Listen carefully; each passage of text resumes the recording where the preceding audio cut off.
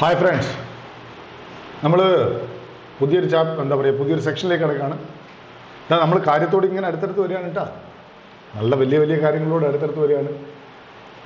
തുടക്കത്തിൽ ഫണ്ടമെന്റൽസ് കറക്റ്റായിട്ട് പഠിക്കുക എന്നുള്ളതാണ് ഏറ്റവും പ്രധാനപ്പെട്ട കാര്യം. വെലോസിറ്റിനെ കുറിച്ച് പഠിക്കുക. എന്താണ് വെലോസിറ്റി? നേരത്തെ നമ്മൾ പഠിച്ച സ്പീഡാണ്. എന്തായിരുന്നു സ്പീഡ്? റേറ്റ് ഓഫ് ഡിസ്റ്റൻസ് ആയിരുന്നു speed. Distance by time interval, അതായിരുന്നു സ്പീഡ്. ഡിസ്റ്റൻസിനോടൊപ്പം നമ്മൾ പഠിച്ച മറ്റൊരു ടേം ആയിരുന്നു ഡിസ്പ്ലേസ്മെന്റ്, അല്ലെ? റേറ്റ് ഓഫ് ഡിസ്പ്ലേസ്മെന്റ് ആണ് വെലോസിറ്റി. എപ്പോഴാണ് നമ്മൾ റേറ്റ് ഓഫ് എന്ന് പറയാ? നമ്മൾ റേറ്റ് ഓഫ് എന്ന് പറയുക എപ്പോഴാണോ something is changing with respect to time, സമയത്തിനനുസരിച്ച് മാറുമ്പോഴാണ് നമ്മൾ റേറ്റ് ഓഫ് എന്ന് പറയുക. അപ്പം എഴുതിയെടുത്തോളൂ, velocity is the rate of change of position, അങ്ങനെ പറയാം. അല്ലെങ്കിൽ velocity is rate of displacement, അങ്ങനെയും പറയാം. അപ്പോൾ ഒരു ബോഡി ഡെൽറ്റ ടി സമയം കൊണ്ട് ഫൈനൽ പൊസിഷൻ, ഇനീഷ്യൽ പൊസിഷനിൽ നിന്നും ഫൈനൽ പൊസിഷനിലെത്തി. അപ്പോൾ എന്താ velocity? Final position minus initial position, അതാണല്ലോ displacement, by time interval T, final time minus initial time. അങ്ങനെയാണ് delta X by delta T എന്നായത്. So velocity is delta x by delta t, which is the average velocity for the time interval delta t. Delta X ദൂരത്തെ അല്ലെങ്കിൽ delta X ഡിസ്പ്ലേസ്മെന്റിനെ delta T സമയം കൊണ്ട് cover ചെയ്തപ്പോൾ average വെലോസിറ്റിയാണ് delta X by delta T. വെലോസിറ്റിന്റെ unit എങ്ങനെ കണ്ടുപിടിക്കുക? ഡിസ്പ്ലേസ്മെന്റിന്റെ യൂണിറ്റിനെ ടൈമിന്റെ യൂണിറ്റ് കൊണ്ട് ഡിവൈഡ് ചെയ്യുക. ഡിസ്പ്ലേസ്മെന്റ് എന്തിലളക്കുക? മീറ്റർ. ടൈം എന്തിലളക്കുക? Second. So unit of velocity is meter per second. ഇനി ഞാനൊരു ടേം ചോദിക്കാം, ഇൻസ്റ്റന്റേനിയസ് വെലോസിറ്റി. അടുത്ത് നമ്മൾ പറയാൻ പോകുന്നത് എന്താണ്? Instantaneous velocity. ഇൻസ്റ്റന്റേനിയസ് വെലോസിറ്റി, ഇതാണ് ഇനി അടുത്ത് പഠിക്കാൻ പോകുന്നത്. ഇൻസ്റ്റന്റേനിയസ്. ഒരാൾ ഒരു ഇൻസ്റ്റന്റിന്റെ വെലോസിറ്റി ചോദിക്കുക. 11:15 എത്ര വെലോസിറ്റി? 10:55 എത്ര വെലോസിറ്റി? 10 മണി കഴിഞ്ഞ് 25 മിനിറ്റ് കഴിഞ്ഞ് 12ാമത്തെ സെക്കൻഡിൽ എത്ര വെലോസിറ്റി? അങ്ങനെ ചോദിക്കുമ്പോൾ നമ്മൾ ചോദിക്കും, അങ്ങനെ ഒരു ചോദ്യം എങ്ങനെയാണ് ചോദിക്കുക? വെലോസിറ്റി എന്ന് പറഞ്ഞ ഒരു ഇന്റർവെലിനല്ലേ പറയാൻ നമ്മൾ മനസ്സിൽ വിചാരിക്കും. അങ്ങനെ ആവണമെന്നില്ല. വെലോസിറ്റി ഒരു ഇൻസ്റ്റന്റിനും പറയാം. ആ വെലോസിറ്റിന്റെ പേരാണ് ഇൻസ്റ്റന്റേനിയസ് വെലോസിറ്റി. അപ്പോൾ എങ്ങനെയാ പറയാ?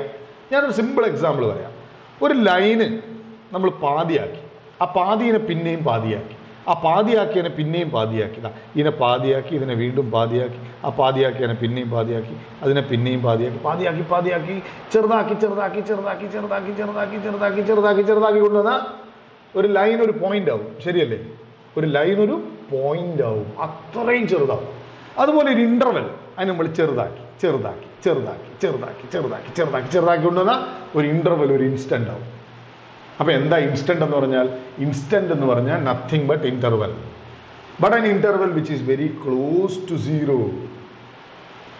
വളരെ ചെറിയ ഒരു ഇന്റർവെലിന്റെ പേരാണ് ഇൻസ്റ്റന്റ്. അപ്പൊ ഇൻസ്റ്റന്റേനിയസ് വെലോസിറ്റിനെ എങ്ങനെ എഴുതാം? ഇൻസ്റ്റന്റേനിയസ് വെലോസിറ്റിനെ നമുക്ക് എങ്ങനെ എഴുതാം? Limit delta T tending to zero. ഞാൻ നേരത്തെ പറഞ്ഞതിന്റെ അർത്ഥം അതാണ്. നമ്മൾ ഉപയോഗിക്കുന്ന ഇന്റർവെൽ 0 വളരെ വളരെ വളരെ വളരെ വളരെ അടുത്തായിരിക്കണം. അതാണ് limit delta T tending to zero delta X by delta T. അതാണ് ഇൻസ്റ്റന്റേനിയസ് വെലോസിറ്റി. ഇന്റർവെൽ എന്ന് പറഞ്ഞാൽ എന്താ? ചേഞ്ച് ഓഫ് ടൈം അല്ലേ അർത്ഥം? അപ്പൊ ഇൻസ്റ്റന്റ് എന്ന് പറഞ്ഞാൽ വളരെ ചെറിയ change of time, very small change of time.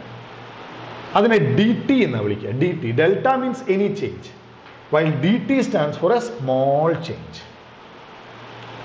അപ്പൊ ഡി ടി എന്ന് പറയുന്ന സ്മോൾ ചേഞ്ച് ഇൻ ടൈമിലുണ്ടായ ഡി എക്സ് എന്ന് പറയുന്ന ഡിസ്പ്ലേസ്മെന്റ്. അപ്പൊ D X by D T ആണ് ഇൻസ്റ്റന്റേനിയസ് വെലോസിറ്റി. ഇത് കണക്കിലുള്ള ഒരു കളിയാണ്. ഡിഫറൻഷിയേഷൻ എന്ന് പറയും. ഡിഫറൻഷ്യൽ കാൽക്കുലസ് എന്ന് പറയുന്ന മാത്തമാറ്റിക്സിലെ ഒരു വലിയ ബ്രാഞ്ചിന്റെ ഒരു കുറച്ച് കാര്യമാണ്. അത് നമുക്ക് അടുത്ത ക്ലാസ്സുകളിൽ ഞാൻ നിങ്ങൾക്ക് അതിന്റെ ടെക്നിക്ക് പറഞ്ഞുതരാം. ഇപ്പൊ തൽക്കാലം ഇത്ര മാത്രം മനസ്സിലാക്കി വെക്കുക. ഇൻസ്റ്റന്റേനിയസ് വെലോ, അപ്പൊ എഴുതേണ്ട കാര്യം എങ്ങനെയാണ്? Instantaneous velocity means the velocity at an instant. An instant is a time interval which is very close to zero.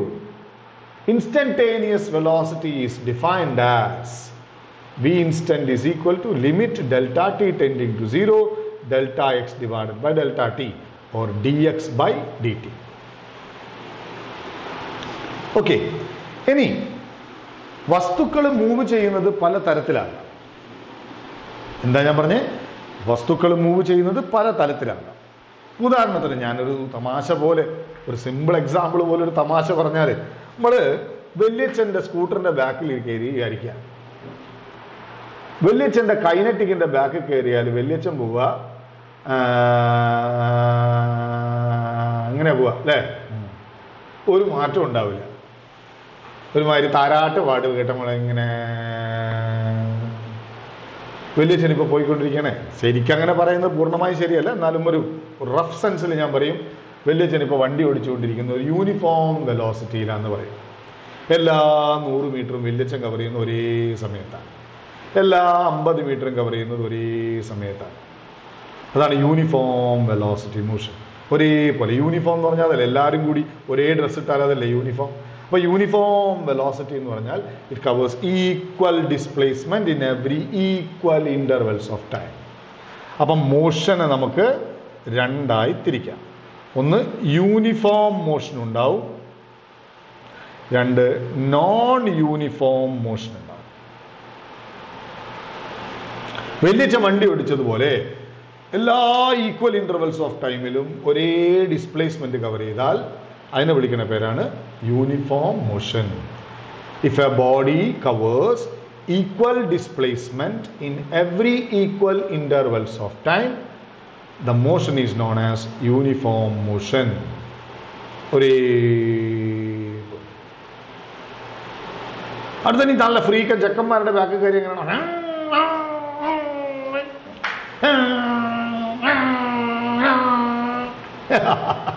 എന്താ പേരെടുത്തോ? അവനിങ്ങനെ ഞരണ്ടിക്കൊണ്ടിരിക്കും. എന്തോ ഒരു സാധനം ഞരണ്ടിക്കൊണ്ടിരിക്കില്ല, അതിന്റെ പേരെന്താ? ആക്സിലറേറ്റർ. അത് വെച്ചിട്ടാണ് സ്പീഡ് കൂട്ടുകയും കുറയ്ക്കുകയൊക്കെ ചെയ്യുക. അപ്പൊ ആക്സിലറേഷൻ ആണ് നോൺ യൂണിഫോം മോഷന്റെ സ്വഭാവം. സ്പീഡ് അല്ലെങ്കിൽ വെലോസിറ്റി ഇങ്ങനെ മാറിക്കൊണ്ടേയിരിക്കും. എന്ന് വെച്ചാൽ പല ഇന്റർവെൽസിലും അത് കവർ ചെയ്യുന്നത് പല ഡിസ്പ്ലേസ്മെന്റ് ആയിരിക്കും. അതായത് it covers unequal displacement in equal intervals of time. എന്ന് വെച്ചാൽ തുല്യ സമയങ്ങളിൽ വ്യത്യസ്ത ഡിസ്പ്ലേസ്മെന്റ്, അല്ലെങ്കിൽ equal displacement in unequal intervals of time.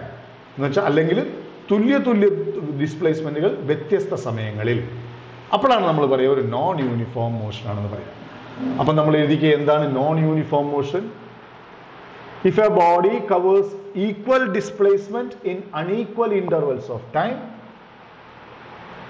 it is known as non-uniform motion. Or if the body covers, ഞാൻ നേരത്തെ ഒന്നും കൂടി പറയാം കേട്ടോ. If the body covers unequal displacement in equal intervals of time, it is known as non-uniform motion. Or if body covers equal displacement in unequal intervals of time, it is known as non-uniform motion. അപ്പൊ uniform മോഷനിൽ എന്താ സ്ഥിതി? ഒരേപോലെ എല്ലാ സമയത്തും എല്ലാ ഇൻസ്റ്റന്റിന്റെയും velocity same ആയിരിക്കും. അപ്പൊ നമുക്ക് ആദ്യം പഠിക്കാനുള്ളത് യൂണിഫോം വെലോസിറ്റിനെ കുറിച്ചാണ്. അപ്പൊ യൂണിഫോം വെലോസിറ്റിന്റെ സ്ഥിതി എന്താ?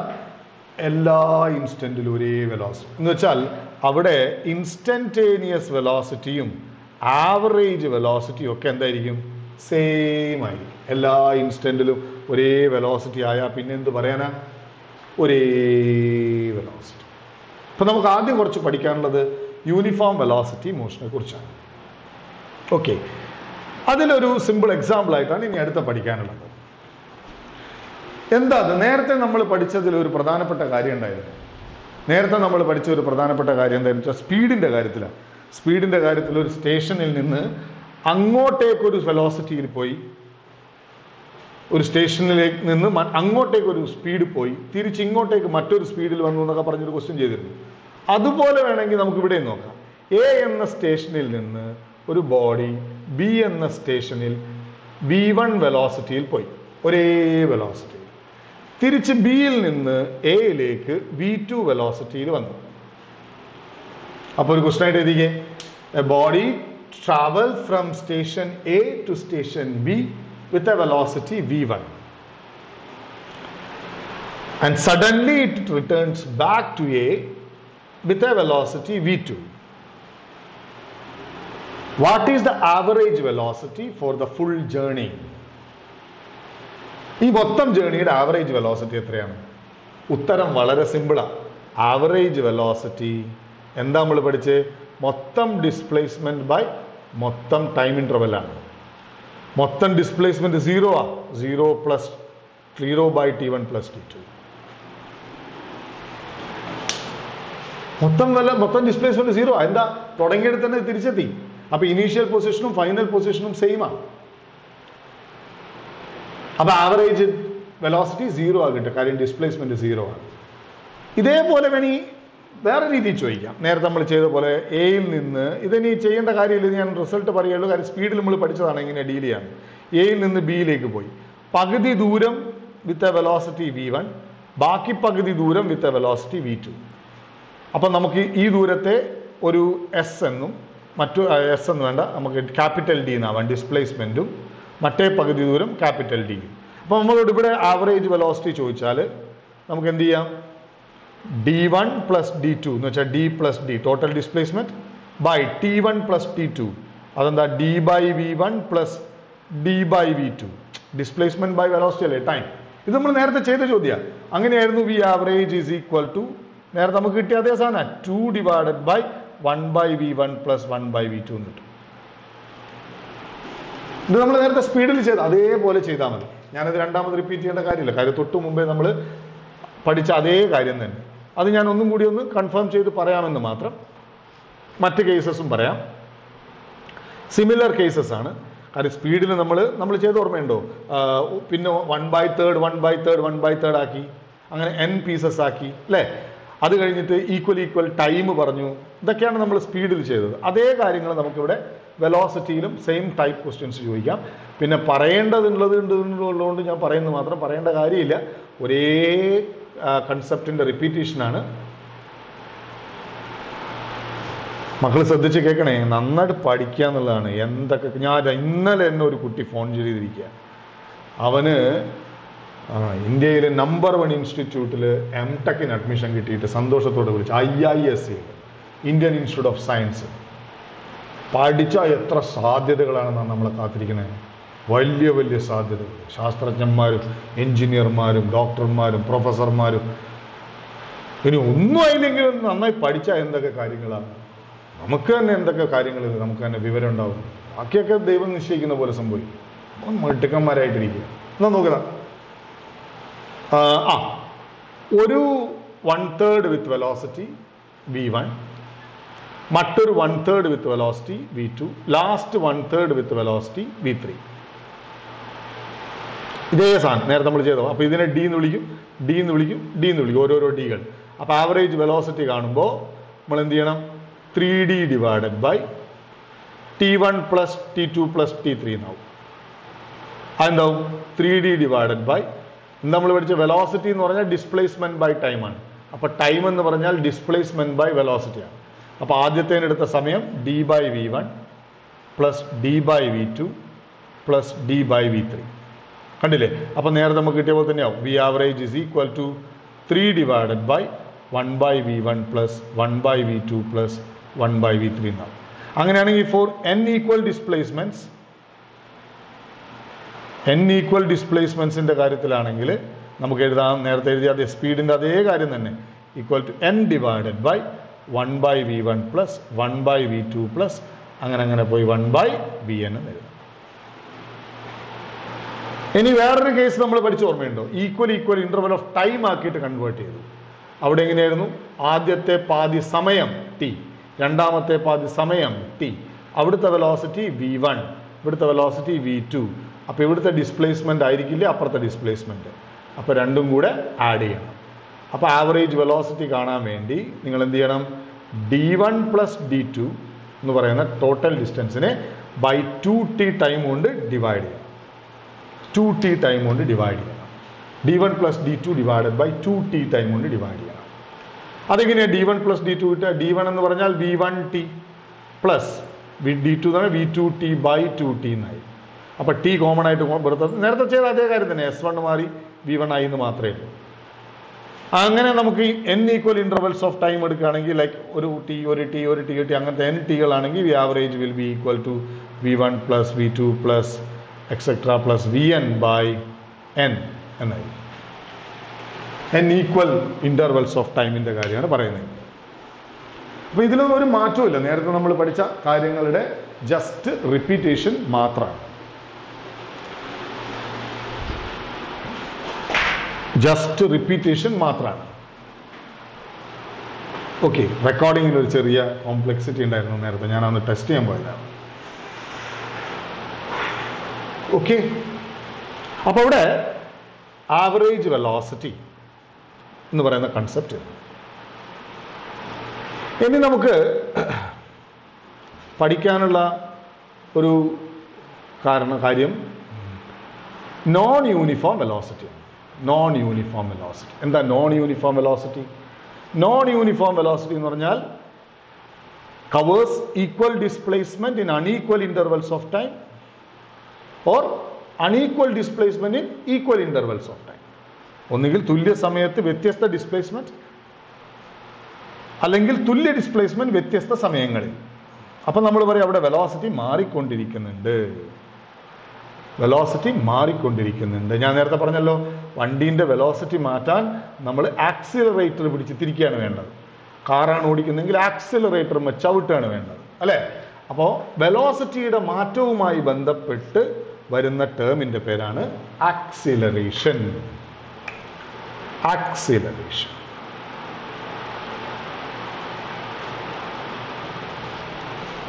ആക്സിലറേഷൻ നോൺ യൂണിഫോം മോഷനെ കുറിച്ച് പഠിക്കാം. ഞാൻ തൊട്ടും നമ്മൾ പഠിച്ച യൂണിഫോം മോഷനാണ്, ഒരേ വെലോസിറ്റിയിൽ സഞ്ചരിക്കുന്ന സിറ്റുവേഷനാണ്. ഇനി നോൺ യൂണിഫോം മോഷൻ, വെലോസിറ്റി മാറി വരികയാണ്. അപ്പം നമുക്ക് നോക്കാം, നമ്മൾ ഒബ്സർവേഷൻ സ്റ്റാർട്ട് ചെയ്യുന്ന T1 സമയത്താണെന്ന് വിചാരിക്കുക. അപ്പം ബോഡിയുടെ വെലോസിറ്റി v1 ആയിരുന്നു.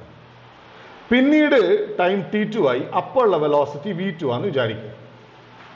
അപ്പൊ ചേഞ്ച് ഓഫ് വെലോസിറ്റി എത്രയാ? ചേഞ്ച് ഓഫ് വെലോസിറ്റി എന്ന് പറഞ്ഞാൽ എന്താണ്? v2 minus v1. അതിന്റെ പേരാണ് ഡെൽറ്റ വി. ടൈം ഇന്റർവെൽ, നമ്മൾ ഒബ്സർവ് ചെയ്ത ടൈം ഇന്റർവെൽ എന്ന് പറയുന്നത് ഡെൽറ്റ ടി. അതെന്താണ്? T2 minus T1.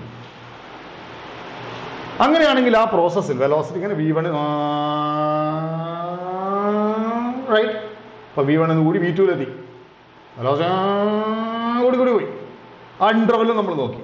അങ്ങനെയാണെങ്കിൽ ആ പ്രോസസ്സിലെ ആവറേജ് ആക്സിലറേഷൻ എന്ന് പറഞ്ഞാൽ വെലോസിറ്റിയിൽ ഉണ്ടായ മാറ്റം ഡിവൈഡഡ് ബൈ ആ മാറ്റത്തിനെടുത്ത സമയം. ആവറേജ് ആക്സിലറേഷൻ എന്ന് പറഞ്ഞാൽ എന്താ? വെലോസിറ്റിയിൽ ഉണ്ടായ മാറ്റം ഡിവൈഡഡ് ബൈ ആ മാറ്റത്തിനെടുത്ത സമയം. അപ്പൊ ഇതെങ്ങനെ പറയാ? ഇതെന്താ? Change of velocity. അപ്പൊ എന്തിനെങ്കിലും ടൈം കൊണ്ട് ഡിവൈഡ് ചെയ്യുമ്പോൾ നമ്മൾ എന്ത് പറയുന്ന പറഞ്ഞ് റേറ്റ് ഓഫ് എന്ന വാക്ക് ഉപയോഗിക്കും. അപ്പൊ ആക്സിലറേഷൻ എന്താണ്? Rate of change of velocity. അപ്പൊ എഴുതേണ്ട കാര്യം അതാണ്. ആക്സിലറേഷൻ സൈഡിൽ എഴുതുക. Acceleration is the rate of change of velocity. എന്നിട്ട് അതിന്റെ ചോട്ടിൽ എഴുതുക, let at T1 velocity be v1 and at T2 velocity be v2. Change of velocity is equal to v2 minus v1 equal to delta v. Time interval equal to delta t equal to T2 minus T1. Average acceleration is given by delta v by delta t. ഇനി നമ്മൾ നോക്കാം എന്തായിരിക്കും unit of acceleration. Unit of acceleration എന്താ? Delta V എന്ന് പറഞ്ഞാൽ വെലോസിറ്റിയിലുള്ള change. അതിന്റെ unit meter per second by second എന്ന് വെച്ചാൽ മീറ്റർ ബൈ സെക്കൻഡ് സ്ക്വയർ. അതിനെ മീറ്റർ സെക്കൻഡ് റേസ് ടു -2 എന്നും പറയാം. മീറ്റർ സെക്കൻഡ് റേസ് ടു -2 എന്നും പറയാം. ഇതാണ് ആക്സിലറേഷന്റെ യൂണിറ്റ്. ഇനി ഈ പറഞ്ഞ പോലെ തന്നെ, നേരത്തെ പറഞ്ഞ പോലെ തന്നെ ഇൻസ്റ്റന്റേനിയസ് ആക്സിലറേഷൻ എന്തായിരിക്കും? Same thing. ഇൻസ്റ്റന്റേനിയസ് ആക്സിലറേഷൻ എന്തായിരിക്കും? വീണ്ടും എന്ത് തന്നെ? Delta V by delta T. പക്ഷെ നമ്മൾ എടുക്കുന്ന ടൈം ഇന്റർവൽ വളരെ വളരെ വളരെ വളരെ വളരെ ചെറുതായിരിക്കണം. അതിനെങ്ങനെ എഴുതുക? പറഞ്ഞ് എങ്ങനെ എഴുതുക? ഗുഡ് മിടുക്കന്മാരാണ്. Limit delta T tending to 0. ഞാൻ നേരത്തെ എന്തോന്ന് പറഞ്ഞല്ലോ, ഇതിനെ എങ്ങനെ മാറ്റാമെന്നാ പറഞ്ഞ്? Delta V by delta T. അന്നേരം എന്താവും? കേട്ടില്ല? Yes yes yes yes, very good. dv by dt എന്നാവും. എന്താ ഡെൽറ്റയും ഡിയും തമ്മിലുള്ള വ്യത്യാസം? Delta stands for any change, while D stand for only small change. ചെറിയ ചേഞ്ചിനെയാണ് ഡി കാണിക്കുന്നത്. Any change is represented by delta. So instantaneous acceleration is delta. അപ്പോൾ ഡിഫറൻഷിയേറ്റ് ചെയ്യാന്നാ പറയാ. വെലോസിറ്റിനെ ഡിഫറൻഷിയേറ്റ് ചെയ്താൽ ആക്സലറേഷൻ കിട്ടും, ഡിസ്പ്ലേസ്മെന്റിനെ ഡിഫറൻഷിയേറ്റ് ചെയ്താൽ വെലോസിറ്റി കിട്ടും. ഓക്കെ, അത് പേടിക്കണ്ട, അത് നമുക്ക് മുന്നോട്ട് വരുമ്പോൾ കാണാനുള്ളതാണ്. So this is the instantaneous acceleration. അപ്പൊ ഇൻസ്റ്റന്റേനിയസ് ആക്സിലറേഷൻ എന്ന് പറഞ്ഞാൽ നമ്മൾ ഇതാണ്. ഇനി നമുക്ക് പഠിക്കാനുള്ളത് പൊസിഷൻ ടൈം ഗ്രാഫ് എന്ന് പറയുന്ന ഒരു ഗ്രാഫാണ്. അപ്പൊ അതിന് മുമ്പേ കുറച്ച് ഗ്രാഫ് എന്താണെന്ന് മനസ്സിലാക്കാം, കുറച്ച് ഗ്രാഫുകളെ കുറിച്ച് മനസ്സിലാക്കാം. Study about graphs. പൊസിഷൻ ടൈമിലേക്കൊക്കെ കടക്കുന്നതിന് മുമ്പേ നിങ്ങൾ 10ാം ക്ലാസ്സിൽ പഠിച്ചിട്ടുള്ള ഗ്രാഫുകൾ വരയ്ക്കുന്ന രീതിയെ നമ്മൾ ഓർമ്മ പുതുക്കുക. ഓക്കെ, അപ്പൊ ഗ്രാഫ് എന്ന് പറഞ്ഞാൽ നിങ്ങളൊരു ടീച്ചർ പറഞ്ഞു ഒരു ഗ്രാഫ് പേപ്പർ കൊണ്ടുവരണം എന്ന് പറഞ്ഞു. എന്നിട്ട് എന്താ ചെയ്തേ? ഒരു ഗ്രാഫ് പേപ്പർ കൊണ്ടുവരണം എന്ന് പറഞ്ഞതിന് ശേഷം ടീച്ചർ ആ ഗ്രാഫ് പേപ്പറിന്റെ താഴെ ഒരു വലിയ വര വരയ്ക്കാൻ പറഞ്ഞു. എന്നിട്ട് അതിനെ എക്സ് ആക്സിസ് എന്ന് വിളിക്കാൻ പറഞ്ഞു. പിന്നെ കുത്തനെയുള്ള വരേനെ വൈ ആക്സിസ് എന്ന് വിളിക്കാൻ പറഞ്ഞു.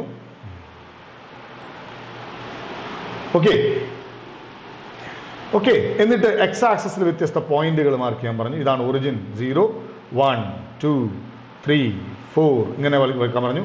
ഇവിടെ 1, 2, 3, 4 ഇങ്ങനെ വരയ്ക്കാൻ പറഞ്ഞു.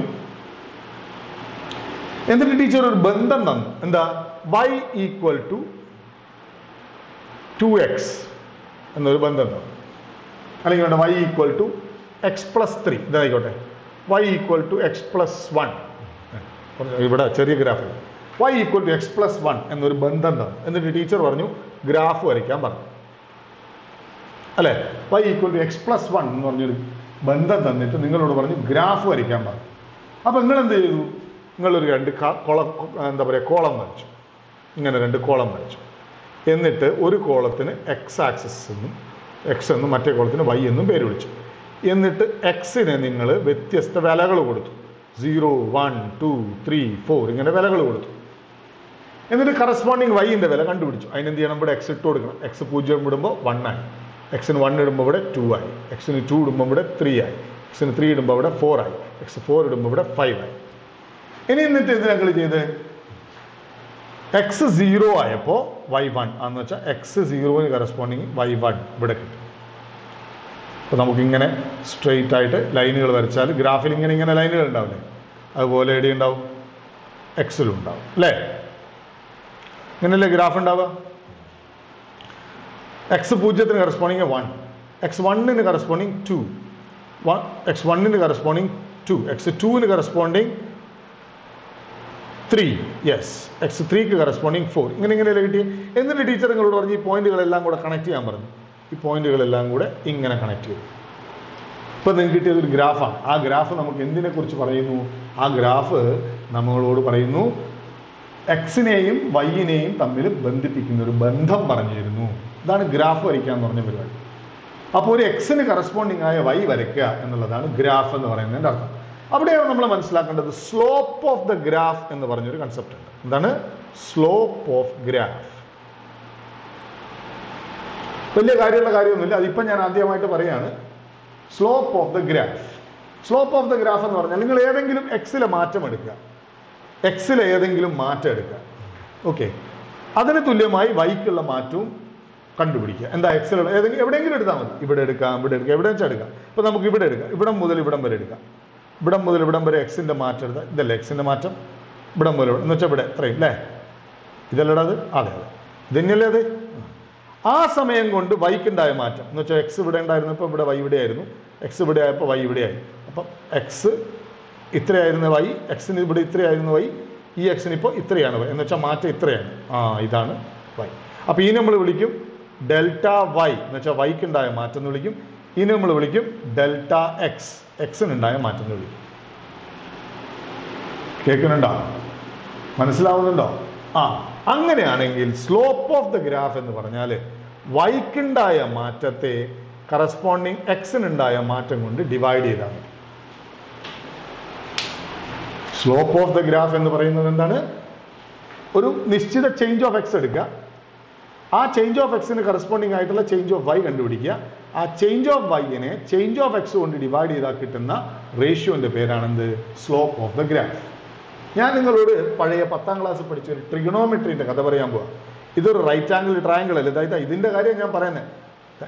ഇതാ ഇവിടുത്തെ കാര്യം ഞാൻ പറയുന്നത്. ഇത് റൈറ്റ് ആംഗിൾ ട്രയാംഗിൾ ആണ്. ആ റൈറ്റ് ആംഗിൾഡ് ട്രയാംഗിളിലെ ഒരു ആംഗിൾ ഉണ്ട്. ഒരു ആംഗിൾ ഈ ആംഗിളിന്റെ ടാൻജന്റ് അല്ലേ അത്? ഓപ്പോസിറ്റ് സൈഡ്, എതിർവശം ബൈ സമീപവശം, opposite side by adjacent side, എതിർവശം ബൈ സമീപവശം, അതല്ലേ ടാൻ തീറ്റ. അപ്പോൾ ഒരു സ്ട്രെയിറ്റ് ലൈനിന്റെ ഒരു ഗ്രാഫ് ഒരു സ്ട്രെയിറ്റ് ലൈൻ ആണെങ്കിൽ ആ സ്ട്രെയിറ്റ് ലൈനിന്റെ സ്ലോപ്പ് കണ്ടുപിടിച്ചാൽ നമുക്ക് കിട്ടുന്നത് delta Y by delta X ആണ്. എന്ന് വെച്ചാൽ അത് ആ ആംഗിൾ ഉണ്ടാക്കുന്നതിന്റെ ടാൻജന്റ് ആണ്. ഓക്കെ, ഒരു ഗ്രാഫും കൂടെ ഞാൻ പറഞ്ഞിട്ട് ഞാൻ ഗ്രാഫിനെ കുറിച്ചുള്ള ജനറൽ എക്സ്പ്രഷൻ ഇവിടെ നിർത്തും. എന്നിട്ട് നമുക്ക് പൊസിഷൻ ടൈം ഗ്രാഫ് എന്ന് പറയുന്നത് സെപ്പറേറ്റ് ആയിട്ട് വേറെ പഠിക്കാം. ഓക്കെ, ഒരു ഗ്രാഫും കൂടെ എന്താ പറയുക? അപ്പൊ എന്ത് വേണം ഗ്രാഫ് വരയ്ക്കണമെങ്കിൽ എക്സും വൈയും തമ്മിൽ ഒരു ബന്ധം വേണം, ഏതെങ്കിലും ഒരു ബന്ധം. We need any relation connecting X and Y. എൻ്റെ മനസ്സിൽ ഇപ്പൊ പെട്ടെന്ന് ഓടി വരുന്നത് എക്സും വൈയും തമ്മിൽ ഒരു ബന്ധം. y ഈക്വൽ ടു 2x ആയിക്കോട്ടെ. Okay, y equal to 2x വരച്ചു നോക്കാം നമുക്ക്. y ഈക്വൽ ടു 2x, ഇതാണ് എക്സും വൈയും തമ്മിലുള്ള ബന്ധം. അപ്പൊ ഞാൻ എന്ത് ചെയ്യണം? ആ ബന്ധം ഉപയോഗിച്ച് വ്യത്യസ്ത എക്സുകൾക്ക് കറസ്പോണ്ടിങ് ആയിട്ടുള്ള y കണ്ടുപിടിക്കണം. ഒരു 4-5 വാല്യൂസ് അല്ലെങ്കിൽ 3-4 വാല്യൂസ്, 0, 1, 2, 3, 4. ഇനി എന്ത് ചെയ്യണം? എക്സിന്റെ വാല്യൂ ഓരോന്നിടണം, കറസ്പോണ്ടിങ് y കണ്ടുപിടിക്കണം. അത്രയല്ലേ ഉള്ളൂ. അപ്പൊ 0 ഇടുമ്പോൾ 0, ഇവിടെ ഇടുമ്പോൾ 0 തന്നെ, 2 ഇടുമ്പോൾ 2 എന്ന് വരും, 2 ഇടുമ്പോൾ 4 എന്ന് വരും, 3 ഇടുമ്പോൾ 6 എന്ന് വരും, 4 ഇടുമ്പോൾ 8 എന്ന് വരും. യെസ്. ഇനി നമുക്ക് ഗ്രാഫ് വരച്ചു നോക്കാം. y കുറച്ച് നീളം കൂടുതൽ വേണ്ടി വരും. ഇനി അങ്ങനെ തന്നെ വേണമെന്നില്ല കേട്ടോ, y 2 എണ്ണം വെച്ചൊക്കെ കൂട്ടിപ്പോവൊക്കെ ചെയ്യാം. ശരി. സോ ദിസ് ഈസ് 0, ഇതാണ് എക്സ് ആക്സിസ്, ഇതാണ് y axis. Okay, this is 1, 2, 3, 4 വരെയല്ലേ എടുത്ത്. ഇവിടെ 1, 2, 3, 4, 5, 6, 7, 8. ഞാൻ ചെയ്ത് എന്തൊക്കെയാണെന്ന് നോക്കി, എല്ലാവരും ധൈര്യമായിട്ടൊന്ന് നോക്കിയേ. എക്സും വൈയും 2 ആക്സിസുകളിലായിട്ട് വരച്ചു. ഇനി എക്സിന് വ്യത്യസ്ത വാല്യൂസ് കൊടുത്തു, കറസ്പോണ്ടിങ് ആയിട്ടുള്ള വൈൻ്റെ വാല്യൂസ് കണ്ടു. ഇനി എക്സ് 0 കൊടുക്കുമ്പോൾ വൈയും 0, എക്സ് 1 കൊടുക്കുമ്പോൾ y 2, കണ്ടില്ലേ? 1, 2, 1 കൊടുക്കുമ്പോൾ 2. ഇവിടെ എക്സ് 2 കൊടുക്കുമ്പോൾ 4. യെസ്, എക്സ് 2 കൊടുക്കുമ്പോൾ 4, കറക്റ്റ്. എക്സ് 3 കൊടുക്കുമ്പോൾ 6. യെസ്, ഇത്രയൊക്കെ മതി. അപ്പൊ നമ്മൾ ഇനി ഒരു സ്ട്രെയിറ്റ് ലൈൻ ആയിട്ട് ഇവനെ വരയ്ക്കുമ്പോൾ you will get A straight line like this. ഇവിടെയാണ് നമുക്ക് ഇനി സ്ലോപ്പ് കണ്ടു. ഏതെങ്കിലും ഒരു ഇന്റർവെൽ എടുക്കാം. ഇപ്പോൾ 4 ആകുമ്പോൾ 8 ഉണ്ട് അല്ലേ? ഏതെങ്കിലും ഒരു ഇന്റർവെൽ നിങ്ങൾക്ക് ഇഷ്ടമുള്ള സ്ഥലം എടുക്കാം. ഡെൽറ്റ എക്സ് ഇവിടെ എടുത്തോ, ഇവിടെ എടുത്തോ. ഒന്ന് തന്നെയാണെങ്കിൽ ഒരു ഇന്റർവെൽ എടുക്കാം. ഇവിടെ എടുക്കാം, ഇതും എടുക്കാം. അപ്പൊ ഇതാണ് ഡെൽറ്റ എക്സ് അല്ലേ? ഇത്രയാണ് എക്സിലുണ്ടായ മാറ്റം. എത്രയാണ് ആ ഡെൽറ്റ എക്സ്? ഡെൽറ്റ എക്സ് എത്രയാ? 1 നിന്ന് 3 എത്രയാ? 2 ചേഞ്ച്. അപ്പൊ y ഇടുന്നിടത്തേക്ക് മാറി, 2 നിന്ന് 6 മാറി. അപ്പൊ ഇതാണ് ഡെൽറ്റ വൈ. അത് എത്രയായിട്ട്? 2 നിന്ന് 6 മാറുമ്പോൾ എത്രയാ? 4. 2 നിന്ന് 6 മാറുമ്പോൾ 4. സംശയമൊന്നുമില്ലല്ലോ. അപ്പൊ നമ്മൾ പറയും അവിടെ സ്ലോപ്പ് ഓഫ് ഗ്രാഫ് എന്താണ്?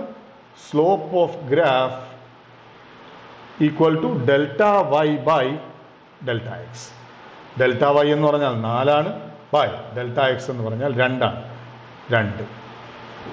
അപ്പൊ ഈ ഗ്രാഫിന്റെ സ്ലോപ്പ് 2. എന്താ പേര് വലിയ അത്ഭുതമുള്ളു, എന്താ പേര് വലിയ വിഷമമുള്ളു? സിമ്പിൾ കാര്യം. ഓക്കെ, ഇനി ഈ ഐഡിയകൾ നമ്മൾ പൊസിഷൻ ടൈം ഗ്രാഫ്, ഇപ്പൊ ഞാൻ എക്സ് എന്നും വൈ എന്നും വിളിച്ചു. അടുത്ത പ്രാവശ്യം ഞാൻ എക്സ് ആക്സിന്റെ സ്ഥലത്ത് ടൈം വരയ്ക്കും, വൈ ആക്സിന്റെ സ്ഥാനത്ത് പൊസിഷൻ വരയ്ക്കും. ബോഡി ഇങ്ങനെ മാറി പോകുന്ന, ഇപ്പൊ ഇങ്ങനെ മാറി പോകുമ്പോൾ പൊസിഷൻ ഇങ്ങനെ മാറി പോകില്ലേ, പൊസിഷൻ സ്ഥാനം മാറി പോകും. 1 മീറ്ററിൽ നിന്നത് 2 മീറ്ററിലെത്തി, 2 മീറ്ററിൽ നിന്ന് 4 മീറ്ററിലെത്തി, അങ്ങനെ സ്ഥാനം മാറുന്നത് വൈ ആക്സിസിലും വരയ്ക്കും, സമയം മാറുന്നത് എക്സ് ആക്സിസിലും വരയ്ക്കും. ആ ഗ്രാഫിന്റെ പേരാണ് പൊസിഷൻ ടൈം ഗ്രാഫ്. നമുക്ക് അടുത്ത സെക്ഷൻ പൊസിഷൻ ടൈം ഗ്രാഫ്. എല്ലാവരും ഹാപ്പി അല്ലേ? സിമ്പിൾ കാര്യടാ, രസമായിട്ട് പഠിക്കുക എന്നുള്ളതാണ്. കാര്യങ്ങളൊക്കെ മനസ്സിലാക്കിയാൽ എന്ത് സിമ്പിൾ അറിയും physics. Okay, see you next class.